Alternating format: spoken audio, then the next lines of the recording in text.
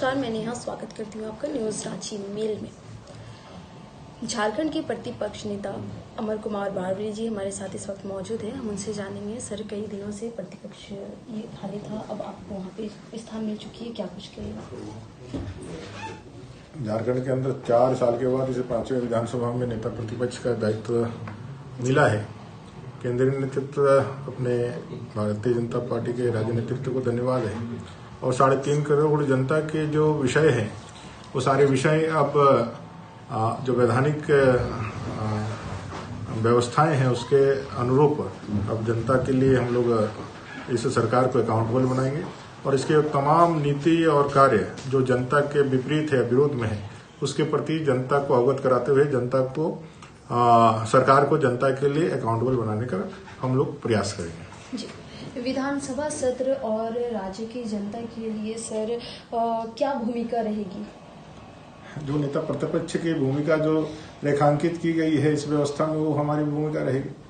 Basically इस पद के माध्यम से राज्य सरकार को हमेशा सचेत करना। अरस्तु ने कहा था, राजनीति शास्त्र में हम सब लोगों ने पढ़ा था कि भाई सरकार हमेशा मदमस्त हाथी होता है जी। वो अपने मतवालेपन में आगे बढ़ता है। एक मक्खी की तरह अगर उसमें यदि डंक नहीं मारे तो वो अपने निद्रा से और अपने मदमौलापन से बाहर नहीं आता है। राज्य सरकार भी उसी मदमस्त हाथी की तरह चल रहा है। 4 सालों तक उसने कोई भी जो वो गलत कार्य कर रहे थे उसके ऊपर कोई अंकुश लगाने वाली व्यवस्थाओं को उन्होंने पूरी तरह से दरकिनार कर रखा था, जिसका प्रतिफल यह है कि आज राज्य सरकार अपने आप को बहुत कठिन परिस्थितियों में पा रही है।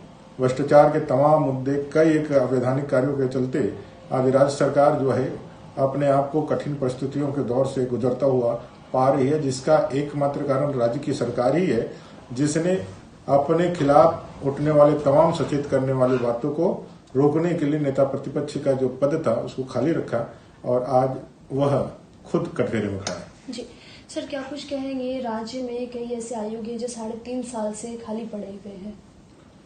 एक कोरम होता है जिसमें सभी फुलफिल होते हैं, तब इस तरह के पदों को भरा जाता है। नेता प्रतिपक्ष नहीं होने के कारण राज्य सरकार ने इसको भरा नहीं था, लेकिन अब लगता है कि राज्य सरकार को आगे बढ़ करके इस कोरम को पूरा करना चाहिए ताकि अकाउंटेबल सरकार जो यहाँ की बननी चाहिए और उसके ऊपर अंकुश लगाने के लिए फिर जो भी सरकार, ट्रांसपेरेंसी सबसे बड़ा शासन का एक मूल आधार होता है। तो यह पारदर्शी शासन के लिए सूचना आयुक्त हो, लोकायुक्त हो, इस तरह के जो पद है जिसके तहत लोग सरकार के हमेशा वो जो है अपने काम के प्रति उनको ईमानदारी या फिर अपने काम के प्रति जवाबदेही रखने के लिए प्रयोग में लाते हैं, वैसे तमाम पदों को फिर से वापस लाना चाहिए। जी सर, जिस तरह से 2024 का चुनाव की सरगर्मी तेज होती हुई नजर आ रही है, वहीं उल्हातू में प्रधानमंत्री नरेंद्र मोदी जी आ रहे हैं, तो क्या कुछ कहेंगे? क्या कुछ उनके आगमन की तैयारी है?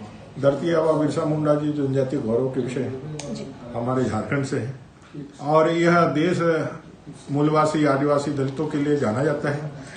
यह पहला अवसर है जब देश के प्रधानमंत्री जनजातीय गौरव दिवस के रूप में 15 नवंबर को देश में घोषित करते हैं और आजादी के इस 75 अमृत काल के 76वें साल में कोई देश का प्रधानमंत्री इस अमर बलिदानी के गांव आ रहा है, उनके पैतृक निवास में आ रहा है, उनको श्रद्धांजलि अर्पित करने के लिए आ रहा है।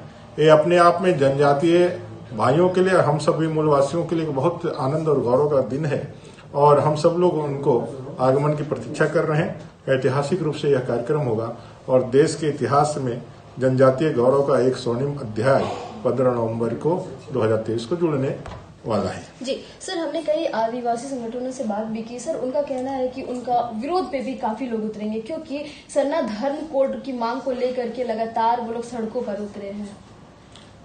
एक कांग्रेस की सरकार 1952 से लगातार थी, 50-60 सालों तक। इन कांग्रेसी को पूछना चाहिए था उन्होंने क्यों नहीं सरना धर्म कोड लागू कराया था, उस समय क्यों नहीं उन्होंने बताए थे। आज जब देश विकास की गति को आगे बढ़ा रहा है तब इस तरह के प्रश्न प्रधानमंत्री आ रहे हैं। प्रधानमंत्री के माध्यम से आप डिमांड कर सकते हैं, लेकिन विरोध करके प्रधानमंत्री जी का विरोध जनजातीय गौरव दिवस में आदरणीय अपने श्रद्धेय महापुरुष बिरसा मुंडा जी का विरोध करने वाले लोग हैं। नहीं तो इस जनजातीय गौरव दिवस के दिन में इस तरह का देश का पहली बार प्रधानमंत्री आ रहे हैं, उसका विरोध की जो भी बातें कर रहे हैं वो प्रधानमंत्री का विरोध नहीं हो रहा है, वो विरोध अपने धरती आबा बिरसा मुंडा जी का कर रहे हैं। इसलिए मेरा ये कहना है कि आप अपनी मांगों को देश के प्रधानमंत्री के समक्ष अच्छे तरीके से रख दीजिए। भारतीय जनता पार्टी ने भी, हमारे प्रदेश के अध्यक्ष जी ने भी यह कहा है कि भाई हम इस मुद्दे पे अपने केंद्रीय नेतृत्व से बात करके इसका जो भी अच्छा निर्णय हो सकता है उसके लिए हम लोग आगे बढ़ेंगे। दशहरा धर्म कोड के लिए तो यहाँ विधानसभा के अंदर जो तो भारतीय जनता पार्टी ने एकमत सरकार को हम लोगों ने सहयोग करा था, हम लोगों ने बताया था। तो भारतीय जनता पार्टी इसका विरोध तो कभी नहीं रही है, विरोधी तो कभी नहीं रही है। लेकिन अब जब पहली बार देश का प्रधानमंत्री धरती आबा को नमन करने के लिए उसके घर आ रहा है, तब विरोध करके आप क्या दिखाना चाहते हैं, आप क्या दर्शाना चाहते हैं? कांग्रेस का साफ तौर पर कहना है कि मणिपुर जाकर के उन्होंने जायजा नहीं लिया और जब विदेश नहीं घूम पा रहे हैं तो अब वो झारखंड आ रहे हैं, इस तरह की बातों में। ये बहुत निम्न स्तर का उनका बयान है और ये बयान का हम लोग कभी भी कहीं से भी समर्थन नहीं करते हैं और मुझे नहीं लगता है कि भारतीय जनता पार्टी पे किसी प्रकार का प्रश्न उठाने का कोई नैतिक जवाबदेही कांग्रेस के पास है। 1984 में जब कत्लेआम हुआ था देश के अंदर, जो दंगे हुए थे, कभी उसने अपने ऊपर जवाबदेही लिया है क्या? आज जो घटनाएं घटित हो रही मणिपुर में वो हम सब जानते हैं, अंतर्राष्ट्रीय एक दबाव है। वहां के अंदर किस तरह से देश को अस्थिर करने के लिए षड्यंत्र रचे जा रहे हैं। इसमें चाइना का भी संबंध है, उसका बहुत बड़ा जो हमारा चिर परिचित दुश्मन है, और चाइना से कांग्रेस का गठबंधन किस तरह से है। हमेशा जो देश के अंदर राहुल गांधी जी जो वक्तव्य देते हैं उसमें चाइना का जो भाव निकल करके आता है। तो एक कांग्रेसी जो भारत एकमत होकर के नरेंद्र भाई मोदी जी के नेतृत्व में अपने राष्ट्र को आगे बढ़ाने के लिए आगे बढ़ा है, इसके बढ़ती ताकत और बढ़ते विकास के कदमों को कैसे रोके, इसका षड्यंत्र हमेशा कांग्रेस करती है। और उसी षड्यंत्र का खामियाजा कहीं न कहीं पूरा देश के अंदर जब सभी जगह वो फेल हो चुका है, तो मणिपुर में जो अशांति फैला है इसमें जो सबसे बड़ा कारण है कांग्रेस का वह षड्यंत्र है जो इस देश को बदनाम करने के लिए रखा गया है।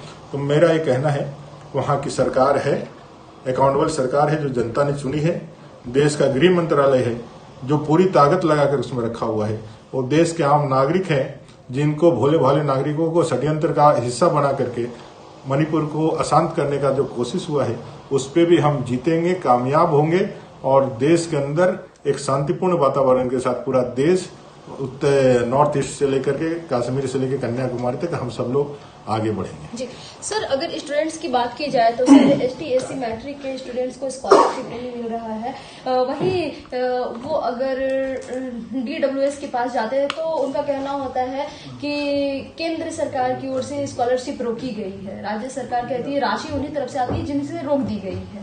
मुझे नहीं लगता है, मैं जरूर इसको पता करूंगा, अभी मैंने अखबार में देखा है, लेकिन मैं आपको बताना चाहता हूँ कि आजादी के पहले से स्कॉलरशिप, पोस्ट मैट्रिक स्कॉलरशिप योजना चल रही थी। 1100 करोड़ रुपया इस पोस्ट मैट्रिक स्कॉलरशिप में मिल रहा था। 2022 में पिछले साल ही प्रधानमंत्री जी ने उस 11,000 करोड़ रुपया को बढ़ा करके 59,000 करोड़ रुपया कर दिया। देश के अंदर 4 गुना उस राशि को बढ़ाया है। आच्छादन पूरे देश के अंदर किया है। हम लोगों ने अनुसूचित जाति मोर्चा की ओर से हम लोगों ने आंदोलन करके राज्य सरकार को कहा कि इतना बड़ा पैसा केंद्र सरकार भेज रही है, आप उसके लिए आप आवेदन और बाकी जो बच्चों का जो नियम है उसको क्यों नहीं कर रहे हैं। ये राज्य सरकार पूरी तरह से युवा लोगों को ठग रही है, विशेषकर दलित आदिवासी बच्चों को ठग रही है, और कहीं न कहीं जो गलती होगा आप जांच करेंगे तो राज्य सरकार का ही होगा। कहीं ना कहीं राज्य सरकार ही अपने जो कर्तव्य है या जो नियम है उसकी अवहेलना करी होगी, तभी यह रुका होगा। नहीं तो प्रधानमंत्री या भारतीय जनता पार्टी एक ऐसे विचार के साथ है जहां सबका साथ सबका विकास मूल मंत्र है। यहाँ कौन अपना दल है कौन पराया दल है ये कभी हम लोगों ने विचार कर नहीं रखा है। तो मैं भी इसकी जांच करूंगा, मैं भी पता करूंगा, लेकिन मेरा यह दृढ़ विश्वास है कि गड़बड़ी गलती राज्य सरकार के माध्यम से हो गई, क्योंकि प्रधानमंत्री जी ने तो सारा पैसा दे ही दिया है। विधानसभा को नेता प्रतिपक्ष मिल चुका है, जहां पे जनता की आवाज़ दबाई जा रही थी, उनकी आवाज़ को नहीं सुना जा रहा था। वहीं अब जो है नेता प्रतिपक्ष आने के बाद उनकी आवाज़ को सुनी जाएगी और राज्य सरकार को उनकी बातों का जवाब भी देना पड़ेगा। ऐसे ताज़ा तरीन खबरों के लिए बने रहे न्यूज़ रांची मेल के साथ। मैं रिपोर्टर नेहा।